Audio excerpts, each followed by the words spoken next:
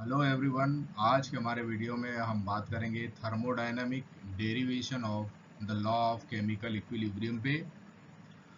Chemical equilibrium का एक और इम्पॉर्टेंट वीडियो है, तो आइए चर्चा करते हैं thermodynamic derivation of the law of chemical equilibrium.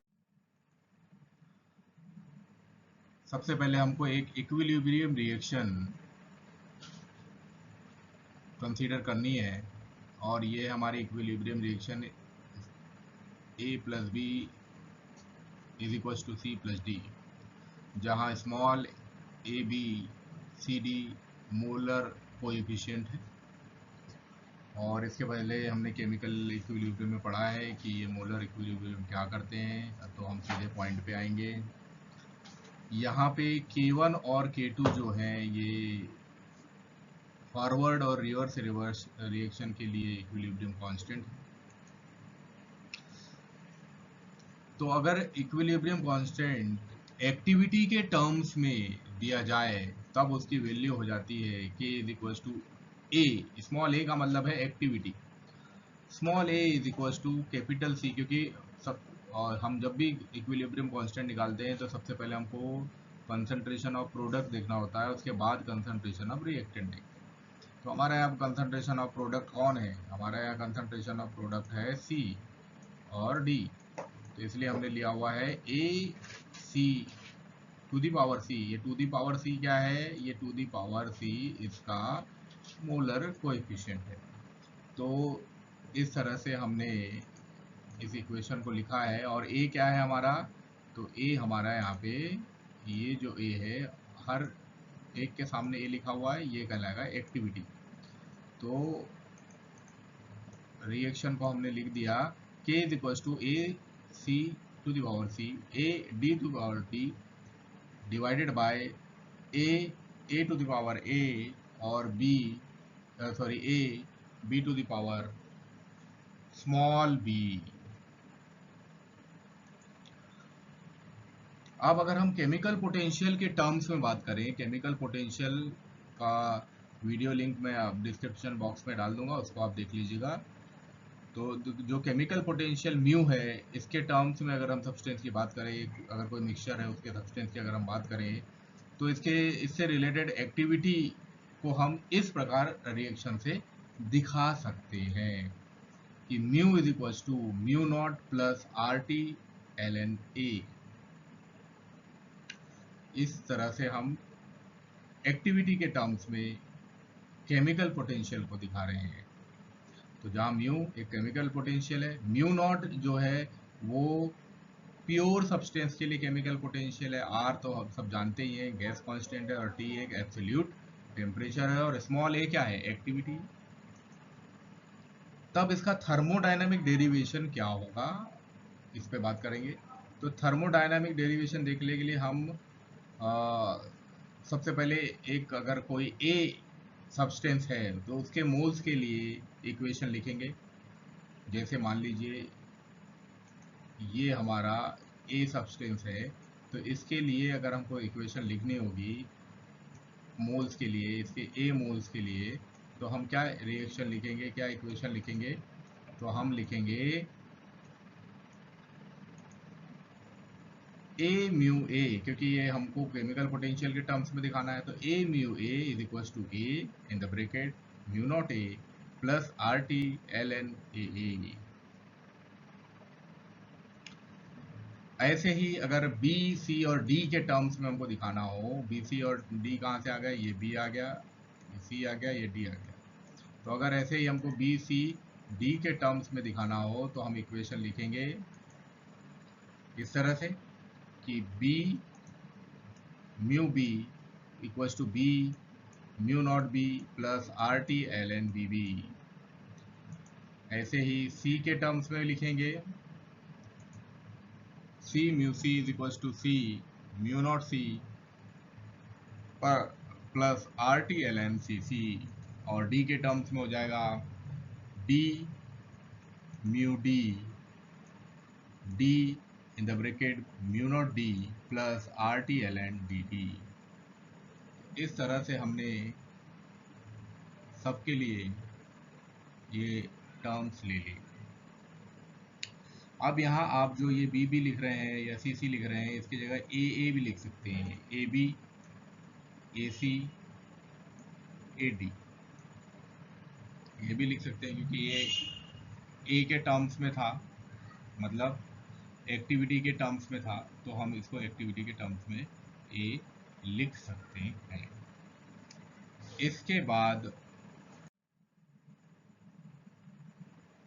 जो डेल जी है उसका अगर चेंज होगा, उसके फ्री एनर्जी में अगर चेंज होगा रिएक्शन में, तब रिएक्शन हमारी हो जाएगी del G is equal to del G product minus del G reactant. ऐसी सिचुएशन में हमको डेल जी प्रोडक्ट यानी D mu D plus C mu C की वैल्यू रखनी है, minus A mu A plus B mu B की value रखनी है।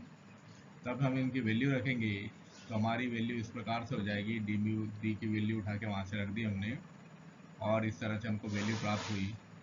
अब ये जो वैल्यूज़ हैं इनका हमने आर टी एल एन, मतलब यहाँ से आर टी एल एन, यहाँ से आर टी एल एन, यहाँ से आर टी एल एन, यहाँ से आर टी एल एन हमने कॉमन निकाल लिया। अब दूसरी चीज़ देखने वाली है कि जब ये डी अंदर की तरफ मल्टीप्लाई होगा तब यहाँ हो जाएगा डी म्यू नॉट डी, जैसा कि यहाँ दिख रहा है।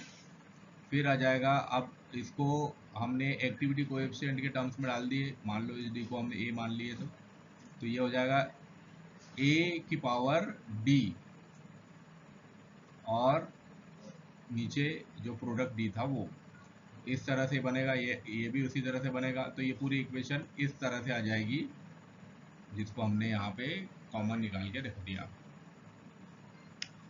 अब इनको कॉमन जब निकाल के हमने रख दिया है तब हमारे पास बचा mu D mu naught D plus C mu naught D minus A mu naught A plus B mu naught B plus R T L N A C C into A D D divide by A capital A to the power A और A B to the power B. ये हमारा common निकल गया। अब इस reaction को हम further, शायद आपको समझ में आ रहा होगा कि क्या मैं बता रहा हूँ। सब कंटिन्यूएशन में प्रोसेस है, तो अगर कंटिन्यूएशन में समझ में आ रहा है तो आपको इजीली समझ में आ जाएगा, आप कर लोगे। कंटिन्यूएशन में नहीं समझ पाओगे तो फिर थोड़ा मुश्किल हो जाएगा क्योंकि कन्फ्यूज़न बहुत होने वाला है। तो कन्फ्यूज़न नहीं करना है तो वीडियो में बैक जाइए, फिर से शुरू से देखिए, 5 मिनट में सारा कुछ समझ में आ जाएगा।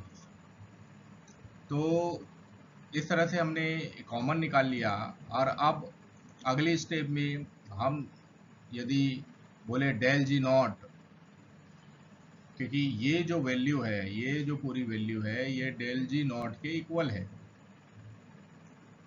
तो अगर हमने इस पूरी वैल्यू को डेल जी नॉट बोल दिया तब इसके अकॉर्डिंग तब क्या हो जाएगा, तब इक्वेशन हो जाएगी del G is equal to del G not plus बाकी की रेस्ट ऑफ द थिंग्स आ गई वैसी की वैसी, जिसको कि हम इसको क्या लिख सकते हैं, इसको के लिख सकते हैं, क्योंकि शुरू में मैंने बताया था आपको जब हम एक्टिविटी निकाल रहे थे इक्विलिब्रियम के टर्म्स में रिएक्शन के लिए, तो वहाँ जाके आप इसको देख सकते हैं। तो आगे हमारा जो इक्वेशन है, अगर हम यहाँ पे बोलें कि क्योंकि ये हमको पता है कि इक्विलिब्रियम जब होता है तो गिब्स जो एनर्जी है वो जीरो हो जाती है। तो इक्विलिब्रियम पर गिब्स एनर्जी जब जीरो हो जाएगी मतलब डेल जी की वैल्यू जीरो हो जाएगी, और जब डेल जी की वैल्यू जीरो हो जाएगी तब इस सिचुएशन में हमारा जो इक्वेशन है वो हो जाएगा del G not is equal to minus R T L N A C to the power C A D to the power D divided by A to the power A B to the power B. अब इसको हम आगे और आसान कर सकते हैं, तो हम इसको लिख सकते हैं del G not equals to minus R T L N K. अब ये जो एल एन है इसको नेचुरल लॉग बोलते हैं, इसको कैलकुलेशन में कन्वर्ट करने के लिए हम इसको लॉग में कन्वर्ट करते हैं, तो इसके लिए हमको 2.303 को यूज़ करना होता है। तब हम यहाँ बताएंगे फ्री एनर्जी में चेंज लॉग के टर्म्स पर अगर हमको लिखना हो तो हम लिखेंगे del G not is equal to -2.303 RT log K। इस तरह से हम ये रिएक्शन को लिख सकते हैं, इस तरह से हम ये डेरिवेशन डिराइव कर सकते हैं। अब जब ये डेरिवेशन डिराइव हो गया है तो कुछ चीज़ों के बारे में हमको कंसीडर करना है, और वो चीज़ें ये है कि अगर R और T कांस्टेंट हो गई तब हमको 3 केसेस मिलेंगे। अगर R और T यानी गैस कांस्टेंट R और टेम्परेचर T दोनों कांस्टेंट है तो हमको क्या क्या चीज़ें मिलेंगी। तो यदि डेल जी नॉट नेगेटिव है तब लॉग के की वैल्यू हमेशा पॉजिटिव आएगी, और ऐसी कंडीशन में रिएक्शन स्पॉन्टेनियस होगी और प्रोडक्ट की जो कंसंट्रेशन है वो ज़्यादा होगी एज कंपेयर टू रिएक्टेंट की कंसंट्रेशन, अगर डेल जी की वैल्यू नेगेटिव हो तब। लेकिन अगर डेल जी की वैल्यू पॉजिटिव हो उस कंडीशन में लॉग के की वैल्यू नेगेटिव होगी। रिएक्शन स्पॉन्टेनियस तो होगी, लेकिन प्रोडक्ट की कंसंट्रेशन रिएक्टेंट की कंसंट्रेशन में कम हो जाएगी। ठीक इसी प्रकार यदि डेल जी नॉट की यानी स्टैंडर्ड गैस फ्री एनर्जी की वैल्यू अगर ज़ीरो होगी तो लॉग के भी ज़ीरो होगा, और ऐसी कंडीशन में जो रिएक्शन है वो इक्विलिब्रियम में पहुंच जाएगी, और तब प्रोडक्ट और रिएक्टेंट की कंसंट्रेशन इक्वल हो जाएगी, बराबर हो जाएगी। इस तरह से आप थर्मोडायनामिक्स को समझा सकते हैं। Thank you very much.